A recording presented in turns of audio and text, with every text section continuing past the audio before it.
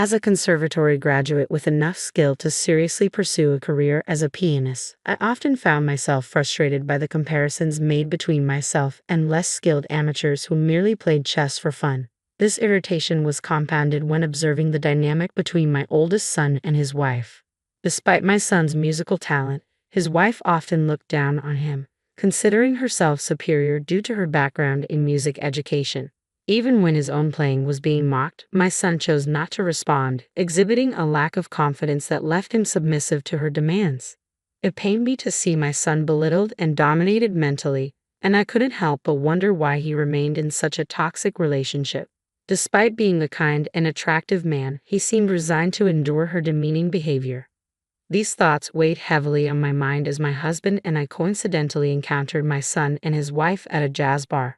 With a scheduled pianist running late, we volunteered to fill in, unaware of the twist fate had in store.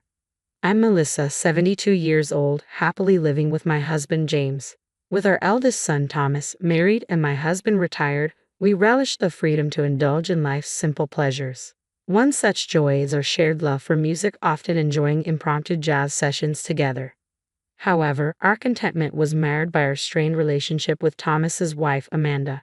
From the moment we met her, there was an underlying tension, exacerbated by her disrespectful remarks towards Thomas's musical abilities.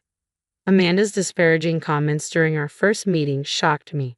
Her criticism of Thomas's piano skills, despite his dedication and passion, left me speechless.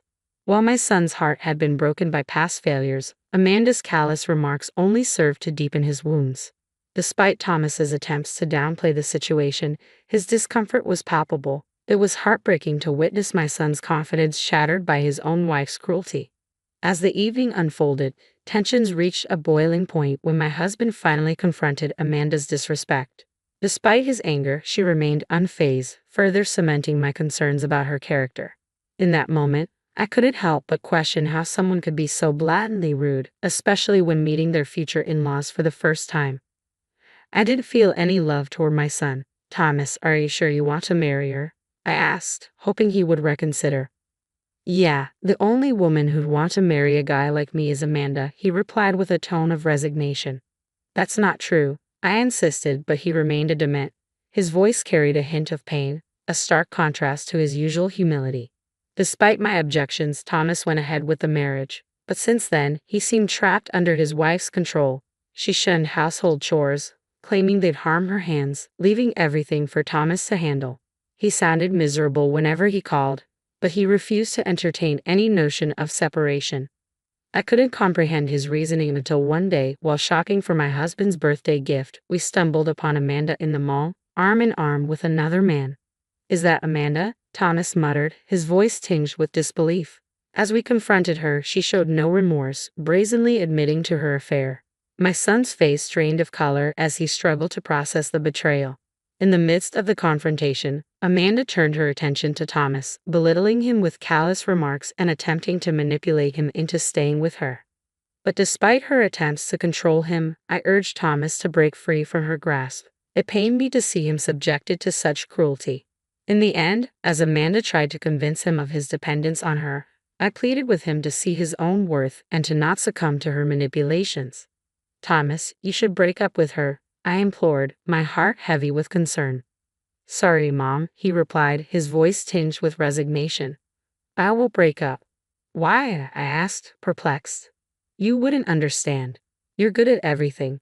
You're a great cook and even on the piano. No matter how much I practice, I could never surpass you," Thomas confessed, his voice heavy with defeat as he hunched his back and looked down. It hit me then, the weight of my unintentional pressure on him. I'm not particularly good at cooking, although it is true that I've been hiding the fact that I was once a professional pianist. I'm not such a great person, and yet my son was comparing himself to me and losing his confidence. Thomas continued, "Your mother didn't even care that you were hurting. I'm the only one on your side. Shall we go home?" "Wait, Thomas, let's talk this out," I urged, but he turned away, led by his wife's hand. I stood there, helpless, realizing the extent of the damage. When I shared the story with my husband, his face flushed with anger. "What are you talking about? It isn't your fault. It's all because of that wife." But I didn't know our son was hurting. If I had cared more about him sooner, he wouldn't have lost his confidence. "That's on me too," I lamented, tears streaming down my cheeks. Melissa, we have to talk to Thomas about this. It's not about who's at fault, my husband insisted, trying to console me, but the guilt lingered. Days passed, and my worry for my son only grew. Then, unexpectedly, my husband returned home with news. Guess what? The pianist Mr. Johnson is coming to a local jazz bar. Mr. Johnson, the professional pianist, I exclaimed, excitement flooding my veins. Let's go together. It might be a nice change of pace. With eagerness, we made our reservation.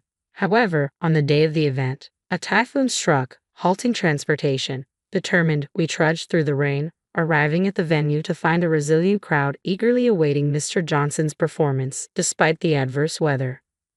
As I scanned the bar, I caught sight of my eldest son and his wife. Hey Mom, you're here too, my son greeted, his gaze shifting away as I approached, taken aback by the unexpected encounter.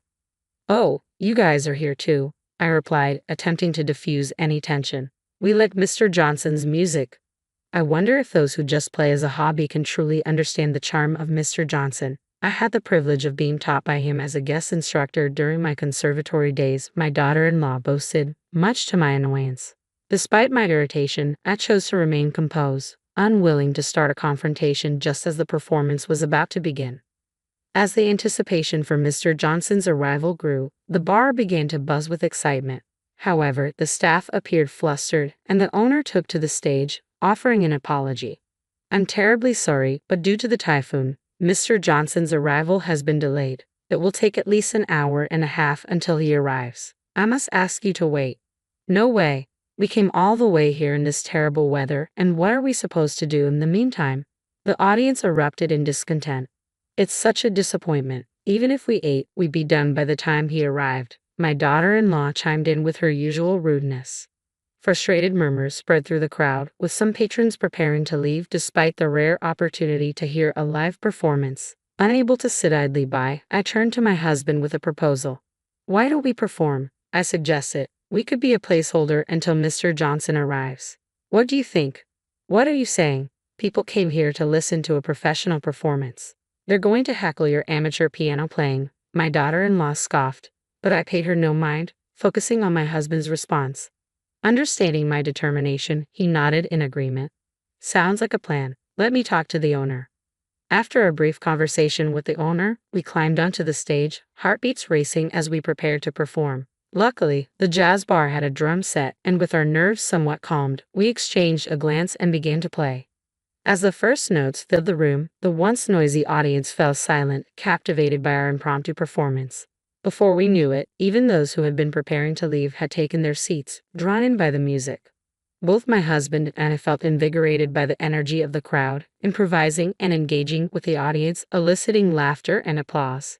In that moment, as I locked eyes with Thomas, I could see the surprise and enjoyment in his expression, bridging the gap between us with the universal language of music. I approached Thomas and gently took his hand. Mom, what are you doing? Let's play together, he protested, but I insisted. Music is about having fun. We settled on playing When You Wish Upon a Star, a song we used to play together when Thomas was in elementary school. My husband waited patiently, ready to keep the rhythm on the drums. It's okay, leave it to me, I reassured Thomas. With hesitant hands, he placed his fingers on the keyboard as instructed, and soon, he began to play. It was clear that he remembered the piece from all the practice he had put in back in the day. His smooth movements brought a smile to my face, and cheers and applause erupted from the audience. Encouraged by their response, Thomas's face lit up, and he joyfully continued to play. It was as if he had returned to his childhood days. Before we knew it, an hour and a half had passed. As we finished playing, we were greeted with a loud round of applause. Standing there was Mr. Johnson, the pianist himself. Bravo! That was fantastic, he exclaimed, prompting us to bow. But before we could leave the stage, he stopped us. Are you guys a family? He asked. When we confirmed, he remarked, no wonder it was such a harmonious performance. Don't you all agree? The audience erupted into applause once more. However, my daughter-in-law, not finding the situation amusing, stormed onto the stage and approached Mr. Johnson. Do you remember me? I was once your piano student, she claimed, but Mr. Johnson apologized, unable to recall.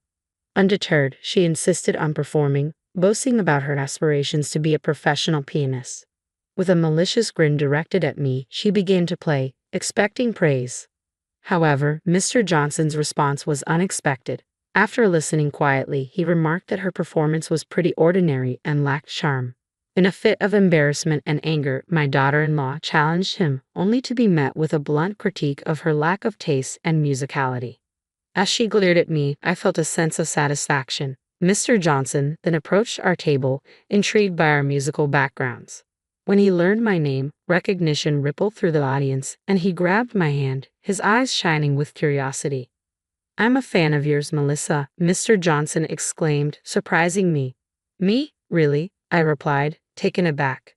"Yes, I started learning the piano after listening to your performances. I've always wanted to perform together someday, but you retired. I never imagined we would meet like this," he shared joyfully, much to the surprise of my daughter-in-law, who hurriedly approached. "Wait, what's this about being a former pianist?" she interjected. "Didn't you know Melissa is a famous pianist who has won prizes at international competitions? She has performed extensively abroad, and her concerts in the US were always sold out." I didn't know that, Mom. "Why didn't you tell me?" Thomas asked, his voice filled with dejection, causing my husband and me to lower our heads apologetically. "We're sorry for keeping it a secret. The truth is, I stopped being a pianist when I became pregnant with you. I decided that I couldn't continue my career because my greatest desire was to have you, and I never regret this decision. The days I've spent with you are my most precious treasures," I explained, tears welling in my eyes. Thomas began to sob. "I've always loved listening to you play the piano because you play with so much joy. I'm glad we could play the piano together today," he said, his voice choked with emotion. "Your son's performance was excellent. His joy was truly infectious, really," Mr. Johnson praised, but Thomas blushed at the compliment. Meanwhile, my daughter-in-law glared at us, her face twisted in anger. "How dare you embarrass me like this, keeping your career as a pianist a secret?" I didn't mean to," I started to explain, but Mr. Johnson stepped in between us. "If anyone is causing embarrassment, it's you. You've been bragging about being the better pianist since the beginning. This isn't a competition. If you want to show off your skills, why don't you join a contest? Don't ruin the atmosphere of this enjoyable jazz bar," he scolded. Upon hearing Mr. Johnson's words, the other customers voiced their agreement, and my daughter-in-law stormed out of the bar in a fit of rage. After that, Mr. Johnson's performance began, and we enjoyed the delicious food and music. As we headed home that day, I walked with my husband and son. "Thomas, I love the way you play the piano. You don't have to be the best in a competition. I love the joy you express when you play. Not just that, there are so many other things about you that I love," I reassured him. "That's right, like your ability to work hard and persevere. You should be more proud of that," my husband chimed in. Although we didn't talk much after that, my son called a few days later to tell us that he was getting a divorce. This news was music to our ears. "I'm done wasting my life on that woman," he declared, seeming to have regained his spirit, which relieved us. We later heard that his ex-wife was struggling with debts and personal troubles, while my son gained confidence and even had plans to go to a concert with a woman who also loves music. I was so happy to see my son's transformation, and the best part was that we started performing together occasionally. I truly wish for my son's happiness.